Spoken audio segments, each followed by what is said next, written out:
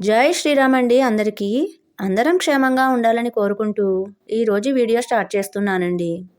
ఈరోజు వీడియోలో ప్రకృతిని ఆరాధించే ఒక జంటకు ఆ ప్రకృతి ఏం బహుమతి ఇచ్చింది అనే దానిని మనం ఈ కథలో చూడబోతున్నామండి. ప్రకృతిని ప్రేమించే వాళ్ళందరికీ నా కథ నచ్చుతుందని భావిస్తున్నానండి. ఇక కథలోకి వెళితే జూన్ 16 సాయంత్రం సమయం సరిగ్గా 4 గంటలు. ఇంగ్లాండ్ భారత్ జట్ల మధ్య తుది సమరం. వరల్డ్ కప్ ఎవరి కైవసం అవుతుందా అని వంశీకృష్ణ నోరెళ్లబట్టి మరీ రెప్పవేయడం కూడా మర్చిపోయి చివరి ఓవర్లో 3వ బంతికి మన వాళ్ళు 4 కొట్టేస్తే బావుణ్ణు అని 1000 దేవుళ్ళకు మొక్కేసుకుని మరీ క్రికెట్ మ్యాచ్కి అతుక్కుపోయాడు. ఇంతలో వంటగదిలోంచి భల్లుమని స్టీలు పళ్ళెం పడిపోయిన చప్పుడు. వంశీ ఆ చప్పుడికి ఈ లోకంలోకి వచ్చి స్వాతి ఏంటో చూడు అని ఒక కేక పెట్టి మళ్ళీ మ్యాచ్లో లీనమైపోయాడు. ఆ కేకలకు పెరట్లో కూర్చుని 7 ఏళ్ల మనవరాలు గ్రీనీకి గోరింటాకు పెడుతున్న స్వాతి పరుగు పరుగున వంటింట్లోకి వచ్చేసరికి మ్యావ్ మ్యావ్ అనుకుంటూ ఒక బక్క చిక్కిన పిల్లి భయపడుతూ బయటకు పారిపోయింది. పాల తెపాల మీది ప్లేటు కింద పడిపోయి ఉంది. గ్రానీ, ఇది క్యాట్ కదా, ఎందుకు మన ఇంట్లోకి వచ్చింది? మా తెలుగు పుస్తకంలో దీని ఫోటో ఉంది తెలుసా అని అడిగింది నానమ్మ వెనకాలే వచ్చిన గ్రీనీ కళ్ళు పెద్దవి చేసి ఆశ్చర్యంగా చూస్తూ. అవునా గ్రీనీ, నువ్వు బాగానే గుర్తుపెట్టావు తల్లి, అది పిల్లే. మన ఇంటికి ఎందుకు వచ్చిందంటే పాపం దానికి ఆకలి వేసిందంట, పాలు కానీ పెరుగు కానీ ఉంటే తాగుదామని వచ్చింది అంది స్వాతి. మరి పాపం తాగలేదుగా అమాయకంగా అడిగింది గ్రీనీ. అవునరా తల్లి, మనల్ని చూసి భయపడి కొడతామని బెదిరిపోయి వెళ్ళిపోయింది. ఈ పిల్లి మాత్రమే కాదురా, మీ తెలుగు పుస్తకంలో కనిపించే కుక్క, కాకి, పిచ్చుక, కోడి, ఎలుక లాంటి చాలా జంతువులు, పక్షులు సరైన ఆహారం లేక చనిపోవడం వలన రోజురోజుకు వాటి సంఖ్య తగ్గిపోయి పుస్తకాలలో తప్ప బయట కనిపించడం లేదు అంది. అప్పుడే నానమ్మతో కథ చెప్పించుకుందామని స్వాతి దగ్గరకు వస్తున్న మనవడు 5 ఏళ్ల హృషికేష్ నానమ్మ మాటలు విని ఎందుకు వాటికి ఆహారం దొరకడం లేదు గ్రీనీ అని చాలా అమాయకంగా అడిగాడు. ఎందుకా, రండి నాతో అని మనవడిని మనవరాల్ని తీసుకుని ఇంటి బయటకు వెళ్ళింది స్వాతి. వాళ్ళుండే ఇల్లు తప్ప చుట్టుపక్కలన్నీ అపార్ట్మెంట్లే. ప్రతి పోర్షన్కి విడివిడిగా గ్రిల్సు, దోమలు రాకుండా వాటికి నెట్సు, గ్రౌండ్ ఫ్లోర్లో కాలు పెట్టడానికి కూడా ఖాళీ లేకుండా కార్లు, బైకులు, స్కూటీలు, కాంపౌండ్ వాల్ మీద ఏవో ఎండిపోయిన మొక్కలున్న వెలవెలబోతున్న కుండీలు, కింద నుంచి పాల ప్యాకెట్లు, కూరగాయలు పైకి అందించే బకెట్లు తాళ్లతో వేలాడుతున్నాయి. ఇవన్నీ చూసిన గ్రీనీకి, హృషికి ఏమీ కొత్తగా వింతగా అనిపించలేదు. ఇప్పుడు రండి మన ఇంట్లోకి అన్న పిలుపుకి ఆవిడ వెనకే బయలుదేరారు పిల్లలిద్దరూ అయోమయంగా. అత్తగారు తన కూతురికి పెట్టే గోరింటాకు డిజైను షూట్ చేద్దామని 5 ఏళ్ల కొడుకు ఖుషీని వెంటబెట్టుకొచ్చిన పెద్ద కోడలు భూమిక తన ప్రశ్నలతో అత్తగారిని ఏం వేధించేస్తున్నాడో చూద్దామని 3 ఏళ్ల చంటిది హనీని చంకనేసుకొచ్చిన చిన్న కోడలు అనిక కూడా కెమెరాతో సహా అత్తగారిని అనుసరించారు. స్వాతి వాళ్ళ వీధి వాకిలి గుమ్మానికి ఇరువైపులా రకరకాల పూల మొక్కలతో ఇంటికి వచ్చే వాళ్ళకి పరిమళాలతో స్వాగతం పలుకుతుంది. చుట్టుపక్కల అపార్ట్మెంట్ వాళ్ళ దేవుళ్ళందరికీ పూలు స్వాతి ఇంటి నుంచే వెళ్తాయి. ఎంతమందికి ఎన్ని పూలు పంపినా ఏ మొక్కకు చూసినా ఇంకా పూలు మిగిలే ఉంటాయి. ఎందుకంటే స్వాతి వాటిని చిన్నపిల్లల కంటే సుకుమారంగా అపురూపంగా పెంచుతుంది. వీధి వాకిలి దాటి లోపల కాంపౌండ్ వాల్లోకి అడుగుపెట్టగానే దారికి ఇరువైపులా ఆప్యాయంగా అంబా అని పలకరించే గోమాతలు, చెంగున ఎగిరే లేగదూడలు, గంభీరంగా పోజులిచ్చే ఆంబోతులు, బలమైన ఎద్దులతో ఉన్న పొందికగా వేసిన పాకలు దర్శనమిస్తాయి. తెల్లవారుతూనే వెంకటేశ్వర స్వామి సుప్రభాతం లాంటి వాటి అరుపులు వంశీకి, స్వాతికి ఎనలేని ఆనందాన్నిస్తాయి. కాటుక పెట్టినట్లుండే వాటి కళ్ళను చూసి సాక్షాత్తు ఆ పరమశివుని నందులే తమ ఇంట సేద తీరుతున్నాయనుకుని మురిసిపోతారిద్దరు. మహాలక్ష్మి అనే ఆవు ఇచ్చే 5 లీటర్ల పాలు టౌన్లో ఉన్న అనాథ శరణాలయానికి వెళ్ళిపోతాయి. కొద్దో గొప్పో మిగిలితే చంటి పిల్లలున్న అమ్మలు ఎవరడిగినా వాళ్ళకి సరిపోతాయి. ఎవరైనా వస్తే కూర్చోవడానికి వీలుగా వరండాలో కొన్ని కుర్చీలు, వచ్చిన వాళ్ళు కాలక్షేపానికి చదువుకోవాలనిపించే మంచి మంచి పుస్తకాలు గోడ బీరువాలో తీరికగా అమర్చి ఉంటాయి. ఆ వరండాలోంచి లోపలికి వెళ్తే పెద్ద హాలు.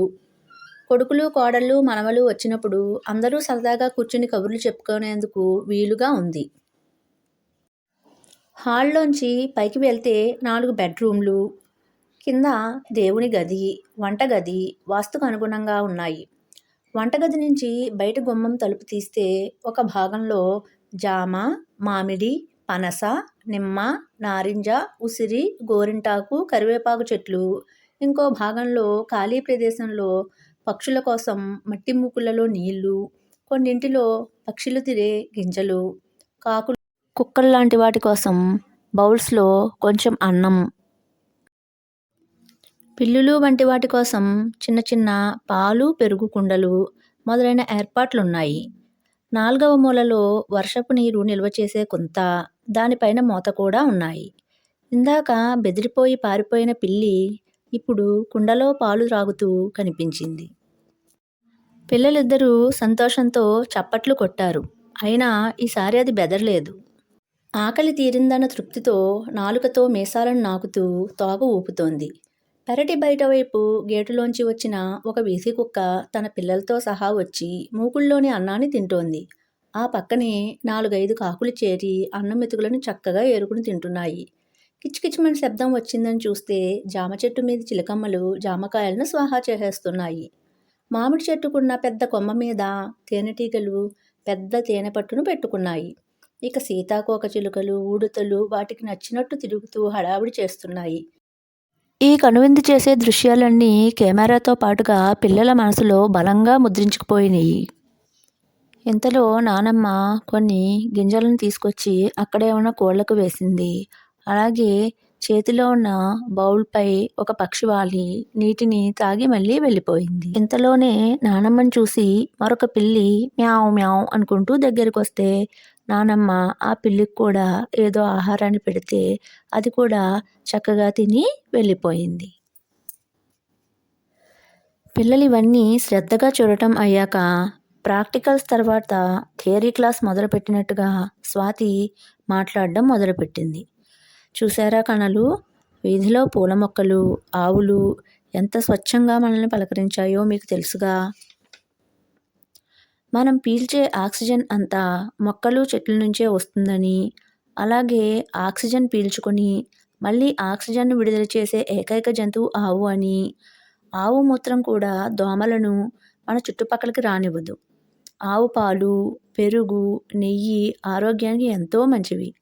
ఆవు నెయ్యిలో ఒత్తులు ముంచి దేవుని దగ్గర దీపం పెట్టుకుంటే ఆ దీపం నుంచి వచ్చే కాంతి మన చుట్టూ ఉన్న వాతావరణంలోని నెగిటివిటీని అంటే కాలుష్యాన్ని శుద్ధి చేస్తుంది. అందుకే పెద్ద పెద్ద యజ్ఞాలు, యాగాలు చేసినప్పుడు ఆవు నెయ్యిని వాడుతారు. కానీ ఈ రోజుల్లో ఈ పక్షులు, జంతువులు మన వాడుక పదాల్లోనూ, సామెతల్లోనూ మాత్రమే ఉంటున్నాయి. అనగానే అవును గ్రాని, సామెతలంటే ప్రోవర్బ్స్ కదా, నాకు సరిగ్గా రావు, ఏవీ కొన్ని చెప్పు అని అడిగింది మనవరాలు ముద్దుగా. అయితే విను, పిల్లికి కూడా భిక్షం పెట్టని పిసినారి అని డబ్బు ఖర్చు పెట్టని వాళ్ళ గురించి, కుక్క తోక వంకర అని చెడ్డవాళ్ళని మొండివాళ్ళని తిట్టడానికి, కాకిపిల్ల కాకికి ముద్దు అని పిల్లల మీద తల్లి ప్రేమను చూపించటానికి, మొక్కై వంగనిది మానై వంగదు అని పిల్లలను క్రమశిక్షణతో పెంచడానికి, పిచ్చుక మీద బ్రహ్మాస్త్రం అని బలహీనులపైన బలవంతుల అధికారాన్ని చూపించడం లాంటి ఎన్నో సందర్భాల్లో ఈ జంతువులను, పక్షులను ఆఖరికి శివాజ్ఞ లేనిదే చీమైనా కుట్టదు అని అతి చిన్నదైన చీమ పేరును కూడా మన భాషలో వాడేస్తున్నాం. అయితే పోను పోను మన జీవన సరళి మారటం వలన, అంటే ఉదాహరణకు పాలు, పెరుగు, మిగిలిపోయిన ఆహార పదార్థాలు ఫ్రిడ్జ్లో దాచుకుని వాడుకోవడం, మొక్కలు చెట్లు పెంచేంత ఓపిక, తీరిక లేకపోవడం మొదలైనవన్నమాట. ఇక పెరటికొస్తే మీ పుస్తకాల్లో మాత్రమే కనిపించే కాకులు, పిచ్చుకలు, కుక్క, పిల్లి ఇలాంటి జీవులు మన ఇంటికి చుట్టాల్లా వచ్చిపోతున్నాయి. ఇది వరకు అందరి ఇల్లులు, మనుషులు, మనసులు స్వచ్ఛంగా అందరికీ ఉపయోగపడేలా ఉండేవి. అందుకే జంతువులు, పక్షులు, మొక్కలు మనతో పాటు సంతోషంగా బ్రతుకుతూ మనకు సంతోషాన్నిచ్చేవి. కానీ ఇప్పుడు మనుషులందరూ బిజీ. వాళ్ళకే కడుపు నిండా తినడానికి ఖాళీ ఉండటం లేదు. చదువని, ఉద్యోగమని, వ్యాపారమని కాలంతో పరిగెత్తడమే కానీ మిగతా జీవరాశుల గురించి ఆలోచించే తీరిక ఎక్కడుంది? అందుకే చాలా రకాల పక్షి, జంతు జాతులు అంతరించిపోతున్నాయి.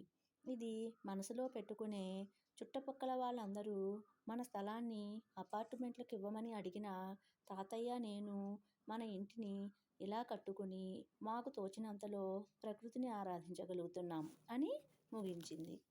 కోడలిద్దరూ కంటి నిండా నీళ్లతో అత్తగారిని అమాంతంగా కౌగిలించేసుకున్నారు. వాళ్ళ ఇంటికొచ్చినప్పుడు అత్తయ్య వంట చేస్తే కొంచెం మిగిలేలా వండటం, ఆ మిగిలిన అన్నాన్ని 3వ ఫ్లోర్ దిగి బయట చెత్తకుండీ దగ్గర ఉన్న కుక్క కోసం పెట్టి రావడం భూమిక కళ్ళ ముందు మెదిలింది. అలానే చిన్న కోడలు అనిక కూడా అత్తగారు భోజనం చేసే ముందు మొదటి ముద్ద తీసి పక్కనుంచి భోజనం అయిపోయాక బయట పెట్టడం, కంచం అంతా ఊడ్చివేయకుండా చివరిలో 4-5 ముద్దల అన్నం వదిలివేయడం లాంటివితో పాటు పాల సీసాలో మిగిలిపోయిన చంటిదాని పాలు చిన్న గిన్నెలో పోసి బయట పెట్టడం, పిల్లాడికి అన్నం తినిపిస్తూ చిన్న చిన్న ముద్దలు బయట పక్షుల కోసం వేయటం లాంటివన్నీ గుర్తుకు తెచ్చుకుంది. అత్తయ్య, పిల్లల్ని లక్షలు ఖర్చు చేసి చదివిస్తున్నాం, మంచి జీవితాన్ని ఇవ్వగలం అనే భ్రమలో ఉన్నాం. కానీ చదువంటే ఏంటి, జీవితం అంటే ఏంటి అని ప్రాక్టికల్గా చూపించిన మీకు జోహార్లు అర్పించకుండా ఉండలేం అన్నారు ఏకకంఠంతో. వేసవి సెలవులు అయిపోయాయని ప్రయాణానికి సిద్ధమవుతున్న మనవలకి ఇష్టమైన సున్నుండలు, పాలకోవాలు సర్దుతూ ఉంటే కొడుకులిద్దరూ వచ్చి, అమ్మా, అవేమీ సర్దక్కర్లేదు, నీ చేతులతో నువ్వే నీ మనవలకి తినిపించుకో అన్నారు. వాళ్ళన్నది అర్థం కాక స్వాతి కోడళ్ళ వంక చూసింది. ఏం లేదు అత్తయ్య, మీ మంచి మనసుకు ఏదైనా బహుమతినివ్వాలనిపించింది, అందుకని మా పిల్లల్ని ఇచ్చేస్తున్నాం అన్నారు. పిల్లల్ని పెంచాలనే కోరిక తనకి ఎప్పటినుంచో ఉంది. కానీ తల్లి దగ్గర నుంచి పిల్లల్ని వేరు చేయకూడదని భావించి ఆ కోరికను మనసులోనే ఉంచేసుకుంది స్వాతి.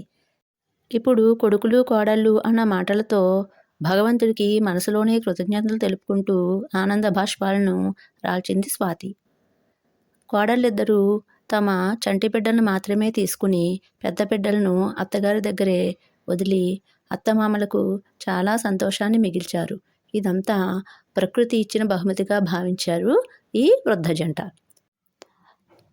మనతో పాటు మన చుట్టుపక్కల జీవిస్తున్న జీవరాశులపై కూడా మనం జాలి, దయ కలిగి ఉండటం అనేది ఒక నిజమైన వరంగా భావించే ఈ వృద్ధ దంపతులిద్దరూ ప్రకృతి ఇచ్చిన బహుమతిని చాలా ఆనందంగా స్వీకరించారండి.